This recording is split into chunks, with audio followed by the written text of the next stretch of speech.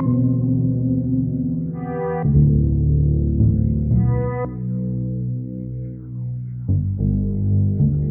wabarakatuh. Perkenalkan, kami dari kelompok 2 akan memaparkan materi tentang The Renaissance atau The Beginning of the Modern Period.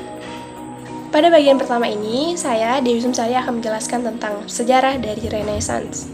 Renaissance sendiri kita kenal sebagai bentuk representatif dari rasa gelisah atau rasa cemas masyarakat Eropa terhadap kekangan agama. Kekangan agama ini membuat masyarakat Eropa merasa tidak bebas dalam mengekspresikan diri atau berpikir, yang mana masa ini disebut dengan Dark Age atau masa kegelapan.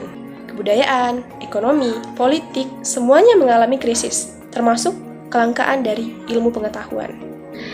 Akibat apa? Tentu saja akibat dari kekangan agama tersebut.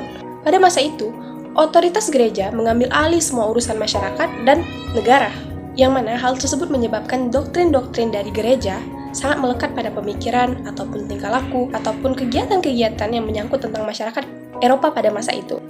Renaissance awalnya muncul di Italia, Florence, pada abad ke-14, yang mana gerakan ini berawal dari gerakan dalam hal kebudayaan, kemudian merambat ke dalam bidang seni, sastra, musik, bahkan politik sekalipun, tak terlepas juga dari agama. Setelah munculnya Renaissance, tentunya banyak sekali perubahan, di antaranya perubahan paradigma di kalangan masyarakat Eropa, yang mana di abad pertengahan disebut dengan theosentris atau Tuhan adalah objek utama dan manusia hanya singgah. Kemudian, setelah Renaissance masuk, paradigma itu kemudian berubah menjadi antroposentris, yang mana antroposentris adalah pusat atau objek dari dunia ini adalah manusia. Renaissance berasal dari bahasa Prancis, renascita, atau re yang berarti kembali, dan naire yang berarti lahir. Walaupun begitu, artinya tetap sama saja, berarti lahir kembali atau kembali lahir. Lahir kembali yang bagaimana? Yakni lahir kembali keinginan orang-orang Eropa untuk berubah, untuk memiliki kebebasan dalam berekspresi, atau kebebasan dalam mempelajari ilmu-ilmu baru yang lebih rasional. Tidak sampai di situ sejarahnya. Selanjutnya akan dijelaskan oleh teman saya yang berikutnya. Assalamualaikum warahmatullahi wabarakatuh. Perkenalkan, saya Badar Afriansa dari kelompok 2 dan saya akan melanjutkan tentang sejarah yang tadi telah dijelaskan oleh rekan saya. Selanjutnya, sejarah Resistance itu ialah setelah runtuhnya Romawi Barat pada tahun 476 Masehi, Italia mengalami kemunduran pada abad ke-8 sampai 11. Berlangsungnya perang salib di abad ke-13 menyebabkan perdagangan di Laut Tengah dikuasai oleh pedagang muslim. Nah, hal itu yang kemudian mendorong pelabuhan di Italia menjadi ramai kembali setelah berakhirnya perang salib. Pelabuhan tersebut kemudian menjadi kota dagang. Mungkin sekian yang dapat saya sampaikan tentang sejarah dari Resistance. Selanjutnya akan dijelaskan oleh rekan saya. Wassalamualaikum warahmatullahi wabarakatuh. Baiklah, saya Vina Agustina. Saya akan menjelaskan beberapa tokoh penting pada masa Renaissance.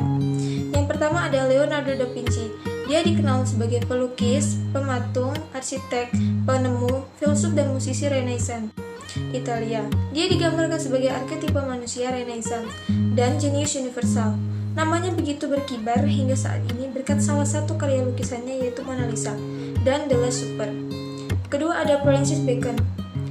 Dia adalah seorang filsuf, negarawan, dan penulis Inggris. Ia dikenal sebagai pencetus pemikiran empirisme yang mendasari sains hingga saat ini. Kemudian ada Galileo Bacon.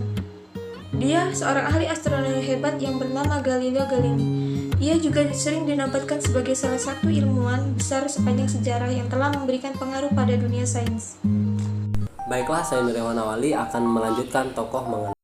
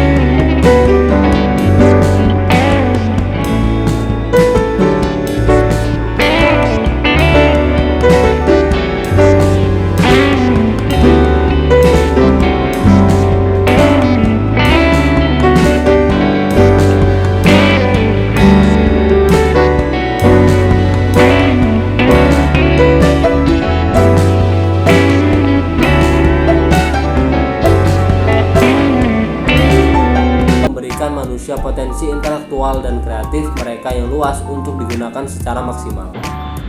Saya Iva Salma Aditya akan melanjutkan video penjelasan sebelumnya. Renaissance menyebabkan tumbuhnya kebebasan dan kemerdekaan dan kemandirian. Dampak secara umum lainnya adalah runtuhnya dominasi gereja di Eropa, menguatnya pendudukan kaum pedagang atau pengusaha yang membuat mereka menjadi kelas pengusaha baru. Perkembangan Renaissance menghasilkan corak kebudayaan di berbagai bidang kehidupan, salah satunya kesenian. Arti Renaissance merupakan kelahiran kembali tampaknya terlihat sejalan dengan para pemikir dan seniman yang ada di Eropa kala itu. Pada zaman ini, kesenian cenderung bersifat lebih realistis, humanis, dan romantis, dengan menampilkan sosok manusia yang dianggap ideal sama seperti anatomi asli. Baiklah, saya akan melanjutkan penjelasan sebelumnya. Masa Renaissance menjadi masa kebangkitan bagi masyarakat Eropa untuk terbebas dari zaman kegelapan. Mereka mencoba keluar dari belenggu gereja yang dominan. Akhirnya muncul pula gerakan humanisme yang mendorong kaum terpelajar untuk mempelajari tulisan-tulisan klasik yang nantinya dijadikan sebagai gerakan kesadaran untuk menghidupkan kembali literatur Yunani Romawi. Renaissance ini juga memberikan dampak yang sangat besar terhadap perkembangan kehidupan manusia. Dampak itu terjadi dalam segala bidang seperti sosial, budaya, politik, pemerintahan, ekonomi, bahkan perkembangan teknologi dan ilmu pengetahuan. Secara umum, dampak yang lain yaitu munculnya agama Protestan, berkembangnya paham kapitalisme liberal, adanya sekularisme, dan juga orang lebih mementingkan masalah materi. Demikian penjelasan dari kelompok kami. Wassalamualaikum warahmatullahi wabarakatuh.